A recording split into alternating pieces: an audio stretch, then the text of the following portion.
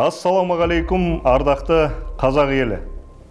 Мен осы үндеуімді елдің болашағына бейжай қарай алмайтын, намысты қазақтың жігіттеріне арнаймын. Жаңа заманның жалына жармасқан бүгінгі жас өрендерімізді шетелдің қансығын қазаққа таңсық қылып, балаларымыздың санасын улап жатыр. Біз қазақ халқының ұлттық рухына, салт дәстүр, әдеп ғұрпымызға, имандылығымызға кері әсер ететін, сырттан және ішімізден шабуылдар жасалып жатқанын мойындауымыз керек.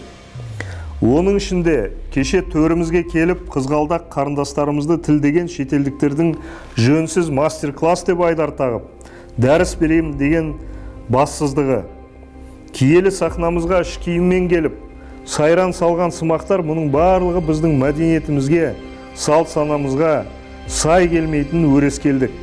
Сондықтан ұрпағымыздың алдындағы жоғары жауапкершілікті сезіне отырып, Мәдениет министрлігіне, Сыртқы істер министрлігіне сырттан келетін қой терісін жамылған қасқырлардан, яғни ұлттық құндылығымызға сай келмейтін келім-кетім қонақтарды оңды солды кіргізе бермей, оларды електен өткізгендей тексеру қажет.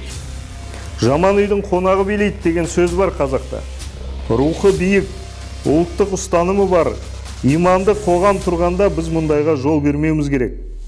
Ата-баба мұрасына құрметпен қарайтын, елін, жерін қорғауда қайсар, өжет, батыр рухты тұлғалар барда, біз ұрпағымыздың көз алдымызда азғындауына жол бермейміз.